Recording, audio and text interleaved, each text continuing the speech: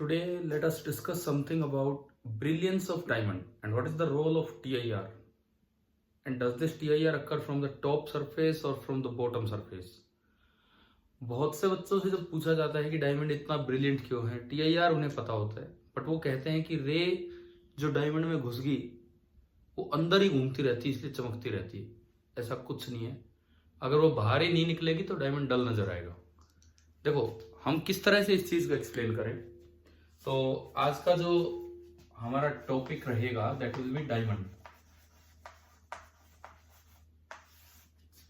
और डायमंड में भी हम ब्रिलियंस ऑफ डायमंड का जिक्र करेंगे कि डायमंड इतना ब्रिलियंट क्यों नजर आता है। ये हमारा मेनली आज का टॉपिक है कि डायमंड की ब्रिलियंस का रीजन क्या है, ये हम देखना चाह रहे हैं।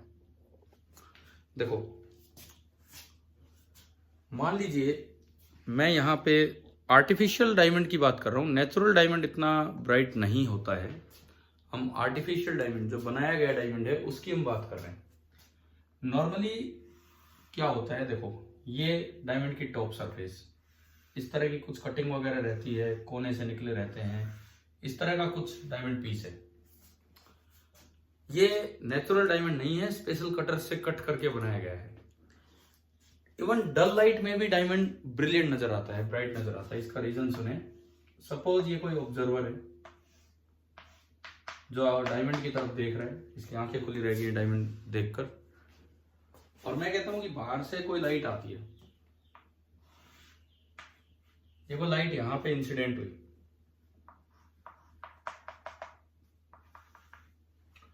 मैं एक एग्जांपल ले लेता हूं। सपोज ये लाइट मैंने किसी 80 डिग्री पे ले ली, ये लाइट आई 80 डिग्री पे, तो इस लाइट का कुछ पार्ट तो रिफ्लेक्ट होता ही होता है, लेकिन मोस्ट ऑफ द पार्ट अंदर ट्रांसमिट हो जाएगा। मोस्ट ऑफ द पार्ट अंदर ट्रांसमिट हो जाएगा, कुछ पार्ट रिफ्लेक्ट होगा। मान लो ये लाइट है, अगर मैं इसकी एनर्जी को 100% बोलता हूं, तो सपोज 10% लाइट यहां आई, इसका मतलब है 90% लाइट तो इसके अंदर चलेगी। जो बॉटम फेस है, साइड फेस कह लो, बॉटम फेस कह लो। अब इसका मेन रोल है डायमंड की ब्रिलियंस में। अगर मैं डायमंड के रिफ्रैक्टिव इंडेक्स की बात करूं तो ये होता है 2.419। Refractive index of diamond that is 2.419। Refractive index of diamond is 2.419। अब बात यह है कि एक क्रिटिकल एंगल जैसी टर्म आती है। देखो, बाहर एयर है और ये डायमंड है। एयर का रिफ्रैक्टिव इंडेक्स 1 है, यानी कि ये वाली जो रे आ रही है 90% लाइट लेके, it is trying to go from denser to rarer medium. और जब भी light denser to rarer medium जाना चाहे और अगर उसका angle of incidence critical angle से ज्यादा हो जाए, तो इसका मतलब उसमें TIR हो जाएगा, टोटली वो अंदर ही रिफ्लेक्ट हो जाएगी। तो मैं एक बार एक और नॉर्मल यहां बनाता हूं and let this new angle of incidence be I। सबसे पहले मैं इस इंटरफेस के लिए IC निकालूंगा। IC my critical angle for diamond air interface. Critical angle for diamond air interface.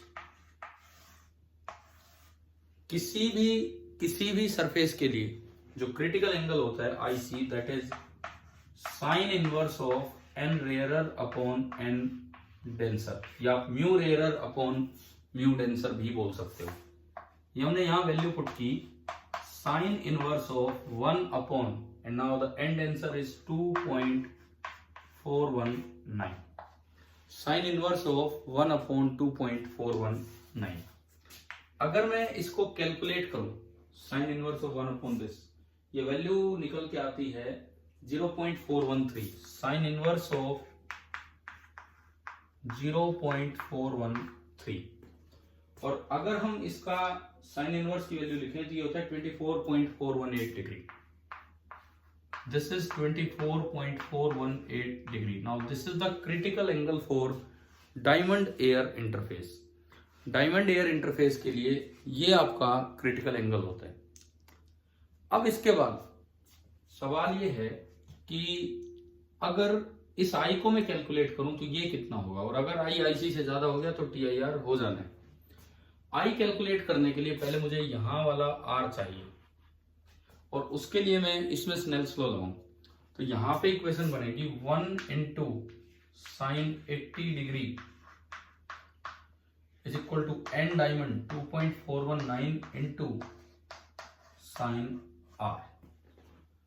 1 into sine 80 degree is equal to N into sine R.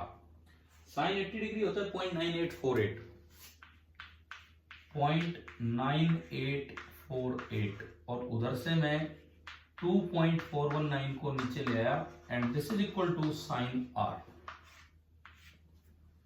और अगर आप इसको कैलकुलेट करें तो ये जो वैल्यू है ये निकल के आती है 0.4071, यानी कि आर निकल के आया साइन इनवर्स ऑफ 0.4071। और कैलकुलेटर से इसकी वैल्यू देखते हैं तो this is 0.4071 and sine inverse of 0.4071 is 24.02 degree. Now this R is coming out to be 24.02 degree. ये हमारा R आ गया है। This R is 24.02 degree. अच्छा R आ गया तो यहां से I निकालेंगे। अब ये नॉर्मल है तो ये एंगल 90, ये भी नॉर्मल है तो ये angle 90। Now this quadrilateral is a cyclic quadrilateral, और अगर ये साइक्लिक क्वाड्रिलेटरल है तो इन दो एंगल्स का सम 90 है, तो इन दो एंगल्स का भी सम 90 हो जाना है। ठीक है, अब ये जो हमने डायमंड लिया है इसमें सपोज ये एंगल दे रखा है, मान लो ये एंगल है 48.84 डिग्री। ये कुछ भी वैल्यू मेंशन होगी, मैं एक कॉन्सेप्ट आपको सिखा रहा हूं कुछ वैल्यूज लेके। मान लीजिए ये जो एंगल है this is 48.84 degrees. Now this is 90, this is 90, so this is a cyclic quadrilateral. इन दोनों का सम 180 तो इन दोनों का भी सम 180, तो यहां से मेरे पास ये वाला एंगल आ जाएगा 180 डिग्री माइनस 48.84। आपके पास ये वाला एंगल निकल के आ गया है 180 डिग्री माइनस 48.84, एंड देन उसमें से ये आने के बाद आर आपके पास है, ये आपके पास है। एक ट्राइंगल के तीनों एंगल्स का सम 180 होता है, तो वहां से आप आई निकालोगे तो आई आएगा दिस प्लस आई बराबर 180। तो आई आपका आ जाएगा, आई जो आएगा 180 माइनस आर माइनस दिस। पहली बात, ये वाला एंगल कितना होगा, ये वाला एंगल होगा 180 डिग्री माइनस 48.84 डिग्री। आर आपके पास है ही 24.02 डिग्री। इसका और इसका सम 180 है, 180 से 180 कट जाएगा। जब आप यहां से आई कैलकुलेट करेंगे तो ये आई निकल के आता है, आई की वैल्यू 24.82 डिग्री।